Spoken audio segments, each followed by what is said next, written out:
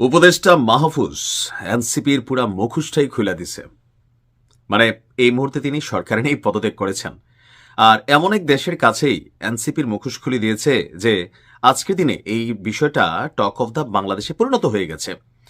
একদম মিডল থেকে শুরু করতে চাই।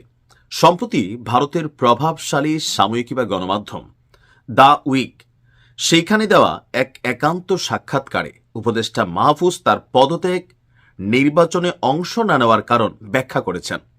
তার অভিযোগ, ছাত্র নেতৃত্বাধীন দল জাতীয় নাগরিক পার্টি এবং জামাত ইসলামী নির্বাচনী জোট যারা একত্রে এখন করছে জুলাইয়ের চেতনার সাথে বিশ্বাসঘাতকতা করেছেন।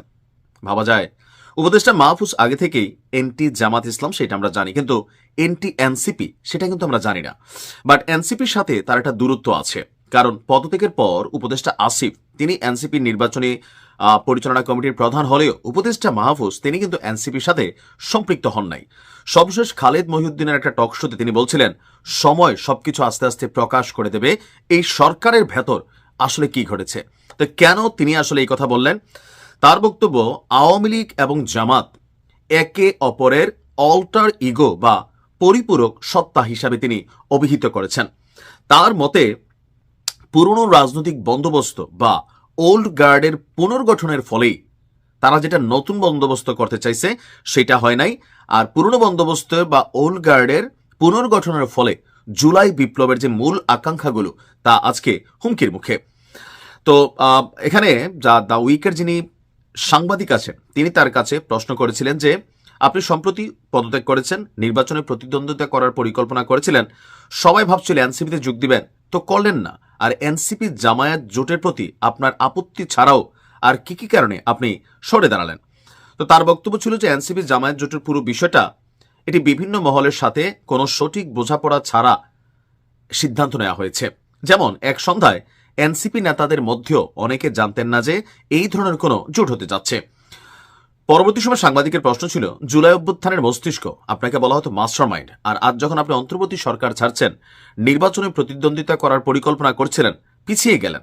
এই ১.৫ বছরের যাত্রা খুব সংক্ষেপে বা আপনি শিক্ষার্থীদের কিভাবে দেখছেন এবং আপনি কেন এনসিপিতে যোগ দেননি? তার বক্তব্য ছিল ১.৫ বছর একটা চ্যালেঞ্জিং ইস্যু ছিল, স্বপ্নের যাত্রা অনেক কিছু করবে, বাট আসলে এখানে কোনো কিছুই ওইভাবে তারা করতে পারেনি, কোনো শক্তির মাধ্যমে নয়, বরং ইতিহাস আমাদের এখানে দাঁড় করিয়েছিল। আর এটা ছিল একটা বড় বিষয়। এই মুহূর্তে তিনি কোনো দলে যোগ দিচ্ছেন না বা নির্বাচন লড়ছেন না, কারণ বিএনপি তারা সিট দেয় না, এটাও বাস্তব। আর এনসিপির সাথে তার দূরত্ব এই কারণে মাঝখানে এসে আটকে গেছে। এখন এনসিপি জামায়াত জোট, এই জোটের কারণেই এনসিপিতে যোগ দেয়নি মাহফুজ। তার বক্তব্য যে আমি জামায়াতের রাজনীতি এবং এই ধরনের আদর্শিক দ্বিমেরু নিয়ে কথা বলেছি। যেমন জামায়াত এবং আওয়ামী লীগ হলো একে অপরের অল্টার ইগো, জামাত হলো আওয়ামী লীগের অল্টার ইগো, সুতরাং আওয়ামী লীগ এখানে থাকলে জামায়াত থাকবে, আর জামায়াত থাকলে আওয়ামী লীগ থাকবে।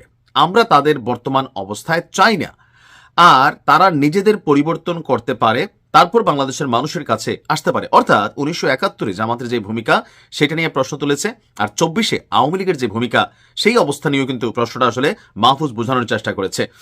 এনসিপি জামাত জোটের প্রধান সমস্যাগুলো কি তাকে জিজ্ঞেস করা হলে তিনি বলেন যে এখানে আদর্শের বিষয়, এটি শ্রেণীর বিষয়, বিভিন্ন শ্রেণীর মানুষ, বিভিন্ন সম্প্রদায়, এটি নীতির বিষয়, জন্মনীতি।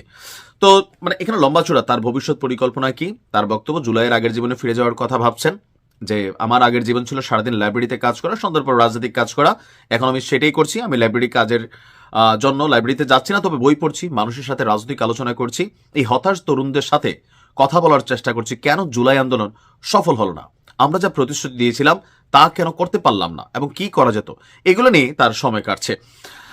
তো এখানে মোটামুটি যতটুকু বোঝা গেছে যে আজকের দিনে এসে তার এমন একটা বক্তব্য ভারতের দেওয়া গণমাধ্যমে উপদেষ্টা মাহফুজের, যিনি নিজেও ভারতের বিরুদ্ধে একটা মানচিত্র প্রকাশ করে কয়েক মিনিটের পরে এটাকে ডিলিট করে দিচ্ছিলেন, এখন আবার সেই ভারতের গণমাধ্যমেই তিনি গিয়ে সাক্ষ্য দিচ্ছেন যে এনসিপি এবং জামাত ইসলাম জুলাইয়ের চেতনার সাথে গাদ্দারি করছে। এখন আসলে তার বক্তব্যটাকে আমরা কিভাবে নিব? এটা কোনোভাবেই নিব না। আমি কেন নিব না? কারণ হচ্ছে যে যখন যেদিকে বৃষ্টি হয় ওইদিকে ছাতা ধরা ক্যারেক্টার হচ্ছে সাবেক উপদেষ্টা এই মাহফুজ আলম। যখন ওনার স্বার্থের সাথে এনসিপির সংঘর্ষ হয়েছে, অর্থাৎ উনি যেটা চাইছেন সেটা হয় নাই, তখন এনসিপি খারাপ হয়েছে। কিছুটা তো এনসিপি নিয়ে আমরা সমালোচনা করি, ওইটা আলাদা জায়গা। তো জামাতের সাথেও তার আদর্শিক মন্তব্য বা দ্বন্দ্ব আছে, তিনি নিজে বিএনপির সমর্থক বা সাপোর্ট করেন, আমরা অনেকেও জানি। তো সেই জায়গা থেকেও বিষয়টা না, বিষয়টা হচ্ছে মাহফুজকে আসলে এনসিপি খুব বেশি মূল্যায়ন করে নাই, দাম দেয় নাই। পেছনের থেকে যে মাস্টার মাইন্ডগিরি করছিলেন, সেই মাস্টার মাইন্ডগিরি অনেক আগে শেষ হয়ে গেছে।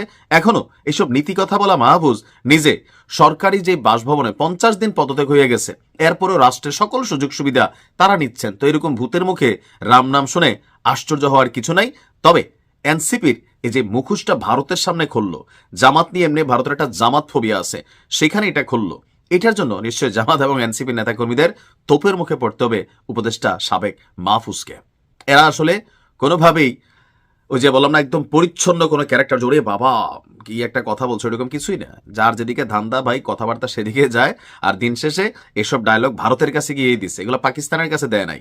কারণ মাহফুজ নিজেও অনেকটা তাকে নিয়ে একটা দলের নাম মেনশন করা হয়, দলটার নাম ভুলে গেছি, বাট যেটা এনটি জামাত ইসলামের সাথে কানেক্টেড। যাই হোক, ভালো থাকুন, আসসালামু আলাইকুম।